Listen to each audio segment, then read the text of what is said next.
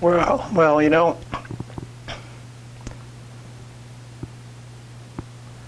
well, we're ready now to talk about generalities. What are the kinds of things that can happen and how do they look? Talk about types of systems of equations classified by the kinds of solutions that they have. So the system of equations could be two lines that intersect at one point. So what does that look like? Things we've been drawing. Those systems are called independent because the lines are different, and consistent because there's a solution. So independent means different lines, and consistent means there's a solution. The lines could be the same line. We talked about that. In which case the equations are called dependent because there's not really two independent lines, it's just the same line. But they're called consistent because there are solutions. They're just infinitely many solutions. Any point on the line solves a system. And then the last thing that could happen is the lines are distinct and parallel. So like this. In which case the lines are different, so it's called an independent system, but it's also called inconsistent because there's no solutions.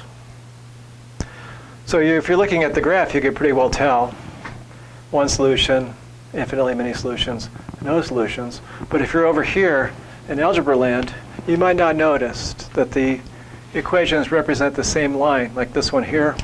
This top equation is really the same as that equation because we just multiplied by -2, so it's the same equation. So this this system of equations is equation and same equation next to each other, just in a different form. And so the graphs are identical lines, so it's going to be this situation here. With this system here, 2x plus y is 1 and 2x plus y is 2. Those two lines will have the same slope if we solve for y. And so they'll be parallel. You might guess if 2x plus y is 1, that 2x plus y can't be 2, so there can't be any solutions. And the only way there's no solutions in linear systems is if the two lines are parallel. So we'd see they were parallel even if we didn't know anything about slope. So if we try our methods, our algebraic methods, suppose we try elimination.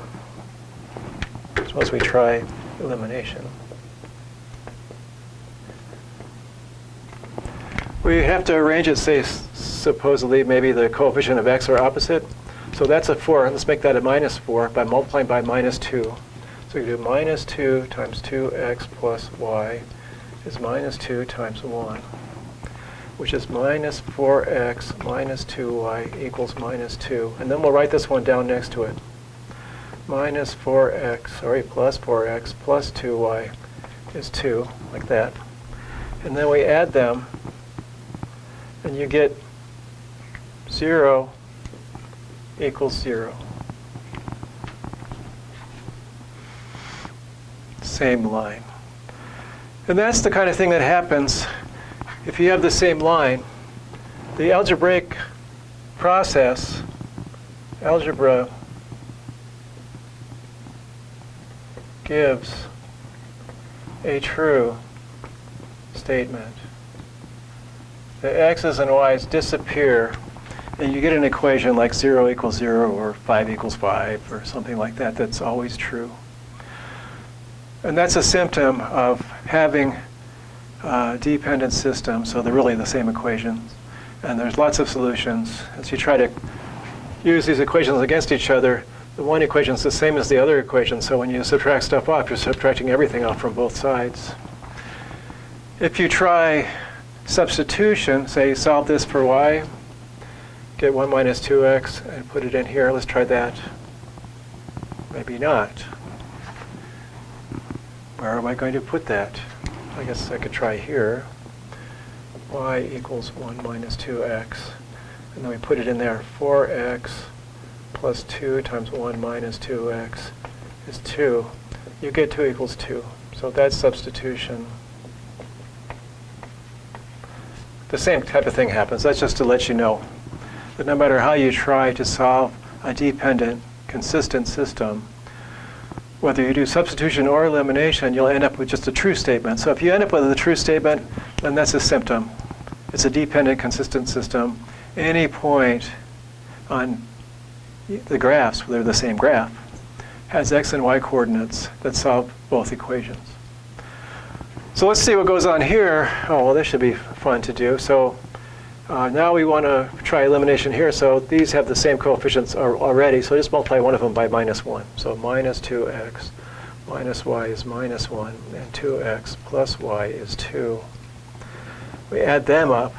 I get, since they're really the same equation, when I put opposite coefficient at x, I'm also going to put an opposite coefficient on y. So I'm just going to get 0 on this side. On the other side, I get 1. So I get a false statement. So that would say, if you want to be mathematical about it, if there was an x and y that solved both equations, that would mean that 0 is equal to 1. And we know 0 is not equal to 1. So there can't be any solutions to the system. And that's the elimination method. If we try substitution, well, it's going to look similar to what we just did there. So we solve this one for y. Y equals 1 minus 2x. And then put it in here. 2x plus 1 minus 2x is 2. And you get 1 equals 2. Another false statement. So if you're not paying that much attention to the equations, and you just go ahead charging along with your algebra skills, trying either elimination or substitution, and things go a little bit south, like I don't get a single value for x and y, maybe I get this, or maybe I get that, so I can't really solve for x and y, then you have to determine what's the situation. And if you get a false statement, you have two parallel lines. And if you get a true statement, the two lines are really the same line. And that tells us how to solve systems of two equations and two unknowns where the equations are linear. We'll be back to you soon.